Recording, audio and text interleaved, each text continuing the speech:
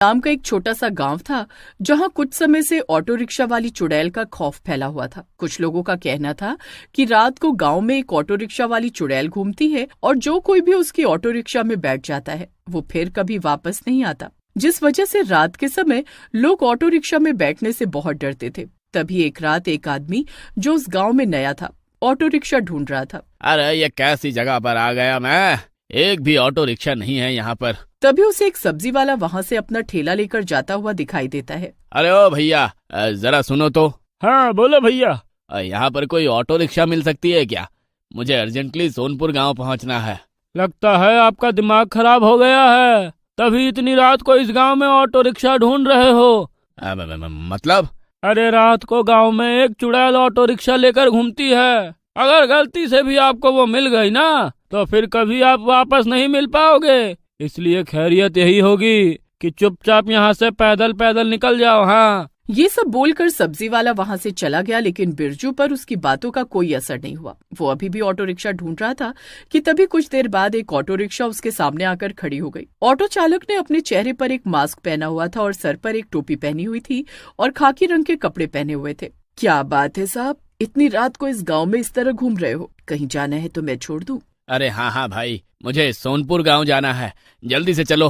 ठीक है, बैठो साहब। बिरजू ऑटो रिक्शा में बैठा तभी ड्राइवर ने उससे पूछा, लगता है आप इस गांव में नए हैं, क्योंकि रात के समय तो इस गांव में ऑटो रिक्शा में मुश्किल से ही कोई बैठता है। सबको पता है कि रात को गांव में ऑटो रिक्शा वाली चुड़ैल घूमती है। हाँ नया हूँ, लेकिन तुम्हें इससे क्या लेना देना? लेना देना तो कुछ नहीं, लेकिन ऐसे ही पूछ लिया। अच्छा वैसे आप इतनी रात को किस काम से सोनपुर जा रहे हो? अरे भाई, तू ऑटो ड्राइवर है या कोई न्यूज रिपोर्टर जो एक एक बात को कुरेद कुरेद कर मुझसे पूछ रहा है? चुपचाप अपना ऑटो चलाने पर ध्यान देना।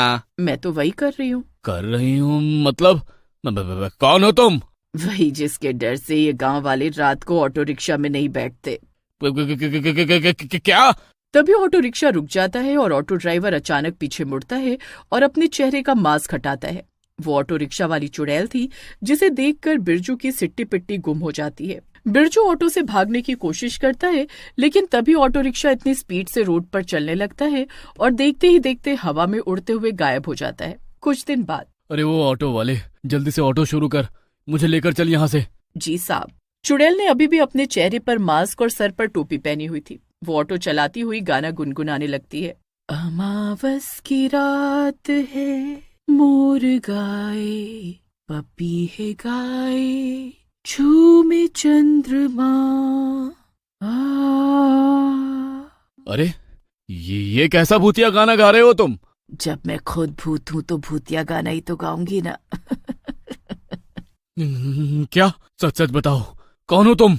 चुड़ैल पीछे मुड़कर अपने चेहरे से मास्क हटाती है और ऑटो रिक्शा उड़ते उड़ते हवा में पहुंच जाता है और वो आदमी गोपाल भी चुड़ैल के साथ ऑटो में कहीं गायब हो जाता है। उसकी पत्नी को उसकी बहुत चिंता होती है। जब कई दिन तक भी राधा का पति गोपाल घर नहीं आता तो वो परेशान होकर मंदिर में पंडित जी के पास जाती है, जहाँ पर पहले से ही कुछ लोग थे और उन सब की भी यही समस्या थी कि उनके घर के कुछ सदस्य जो रात को किसी काम के लिए निकले थे अचानक गायब हो गए। मैंने ध्यान लगाकर देखा है, तुम सब लोग बिल्कुल ठीक कह रहे हो कि ये उस ऑटो रिक्शा वाली चुड़ैल का काम है, लेकिन मुझे समझ नहीं आ रहा कि अचानक गांव में ये ऑटो रिक्शा वाली चुड़ैल कहां से आ गई और इस तरह लोगों को ऑटो में बिठाकर लेकर जाने का उसका मकसद क्या है? ये सब तो आप ही पता लगा सकते हैं बाबा, क्योंकि आपके पास ही ऐसी सिद्धियां हैं। हमारे घर वालों को ढूंढने में आप हमारी मदद कीजिए। ठीक है बेटी, अगर ऐसी बात है तो मैं आज रात गाँव में जाऊंगा और ऑटो रिक्शा वाली चुड़ैल का इंतजार करूंगा। रात होते ही पंडित जी गांव में सैर पर निकल जाते हैं। वो गांव की हर एक गली और रोड पर घूमते हैं। तभी उन्हें घूमते घूमते एक ऑटो नजर आता है। वो जल्दी से ऑटो के पास जाते हैं। अरे ऑटो वाले, जरा ऑटो तो रोकना, मुझे पास वाले शिव मंदिर में जाना है। नहीं नहीं नहीं, मैं अभी कहीं नहीं जाऊंगा, बहुत रात हो गई है, इसलिए मैं अपने घर जा रहा हूँ। मंदिर पास में ही है तो आप पैदल चली जाइए। अरे नहीं, मैं पैदल मंदिर तक नहीं जा सकता, मेरे पैर में बहुत दर्द हो रहा है तो मुझसे चला नहीं जा रहा। तुम एक काम करो, मुझे ऑटो में छोड़ दो। अरे लेकिन मैं आपको अपने ऑटो में नहीं बिठा सकता। पंडित जी समझ जाते कि ये वही चुड़ैल है, इसलिए वो जबरदस्ती उसके ऑटो रिक्शा में बैठने लगते हैं, लेकिन तभी उनके सामने से ऑटो रिक्शा कहीं गायब हो जाता है। अरे ये क्या हुआ? ये ऑटो रिक्शा तो अचानक मेरे सामने से गायब हो गई। ऐसे मैं लोगों का पता कैसे लगा पाऊंगा?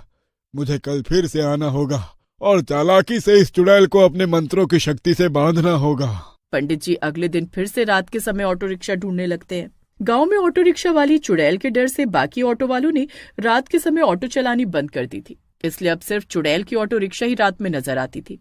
कुछ देर तक घूमने के बाद पंडित जी को एक ऑटो नजर आता है तो पंडित जी चुपके से जाकर उस ऑटो रिक्शा पर विभूति छिड़क देते हैं और ऑटो रिक्शा में बैठी चुड़ैल अचानक कांपने लगती है। अरे कौन है जो मेरे ऑटो रिक्शा पर मंत्र फूंक रहा है? मैंने तुम्हें और तुम्हारी ऑटो रिक्शा को अपने मंत्रों की शक्ति से बांध दिया है। अब तुम्हें मुझे इस ऑटो में बिठाकर शिव मंदिर तक ले जाना होगा और वहीं तुम मुझे सब कुछ बताओगी भी। हाँ? नहीं, मैं ऐसा कुछ नहीं करूंगी। ऐसा तो तुम्हें करना ही होगा, क्योंकि अब मैंने तुम्हें अपने मंत्रों की शक्ति से बांध दिया है। जल्दी यहाँ से चलो। पंडित जी चुड़ैल के ऑटो रिक्शा में बैठ जाते हैं और चुड़ैल को जबरदस्ती उन्हें शिव मंदिर तक लेकर जाना पड़ता है। लेकिन वहां पर पहुंचने के बाद चुड़ैल अपने ऑटो को आगे नहीं बढ़ा पाती और वहीं पर अटक जाती है। मेरा ये ऑटो आगे क्यों नहीं बढ़ रहा? मुझे मुक्त करो, मुझे यहाँ से जाने दो। तुमने गांव के बहुत से लोगों को इस ऑटो में बिठाकर गायब किया है। तुम्हें मुझे उनके बारे में सब कुछ बताना होगा। पंडित जी चुड़ैल पर विभूति छिड़कते हैं और चुड़ैल उनके पीछे पीछे उड़ती हुई अंदर शिव मंदिर में आ जाती है। तुम सब लोगों को इससे डरने की कोई जरूरत नहीं है। अब ये पूरी तरह मेरे वश में है। चलो अब मुझे बताओ कि तुमने गांव वालों के साथ ये सब क्यों किया? क्यों तुम ये ऑटो रिक्शा वाली चुड़ैल बनी? उन लोगों का पता जल्दी से हमें बताओ। मेरे पास अब उन लोगों का पता नहीं है। वो सब लोग तो भगवान के पास जा चुके हैं। क्या? इसका मतलब तुमने मेरे पति को मार दिया? तुम्हें तो भगवान कभी मुक्ति नहीं देगा। तुमने मासूम लोगों के साथ इतना बुरा किया। बिल्कुल भी नहीं, मैंने कभी किसी मासूम के साथ कुछ भी बुरा नहीं किया।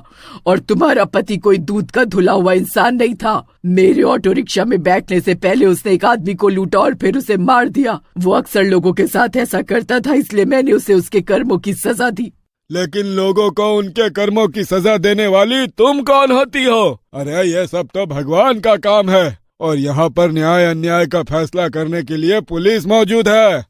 ये सब मैं कुछ नहीं जानती। मुझे तो बस इतना पता है कि ऐसे लोगों की वजह से मासूम लोगों को अपनी जान गंवानी पड़ती है। मैं अभी कुछ महीनों पहले अपनी बेटी के साथ अपने मायके से आ रही थी, तभी कुछ लुटेरों ने मेरे पास सामान देखकर मेरा सारा सामान लूट लिया और फिर उसके बाद मुझे और मेरी बेटी को मार डाला। तब से मैंने ठान लिया कि मैं ऐसे लोगों को जिंदा नहीं छोड़ूंगी। उसकी बातें सुनकर वहाँ पर बैठे सभी लोग हैरान रह गए और पंडित जी को भी उसके प्रति सहानुभूति हुई। देखो चुड़ैल बेटी, मैं समझता हूँ कि तुम्हारे साथ गलत हुआ, लेकिन तुम न्याय अन्याय का फैसला ईश्वर पर छोड़ दो और हमेशा के लिए मुक्त हो जाओ। मैं तुम्हारी मुक्ति कराना चाहता हूँ।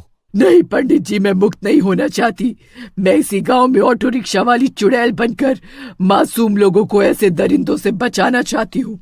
मैं आपसे वादा करती हूँ कि मैं कभी किसी मासूम को परेशान नहीं करूंगी, लेकिन किसी गुनहगार को बख्शूंगी भी नहीं। ऑटो रिक्शा वाली चुड़ैल की सच्चाई जानने के बाद पंडित जी भी उसे छोड़ देते हैं और गांव में जो भी गलत काम करता था उसे ऑटो रिक्शा वाली चुड़ैल अपने आप सजा दे देती थी। उसके खौफ से गांव में लोगों ने गुनाह करने बंद कर दिए और पूरा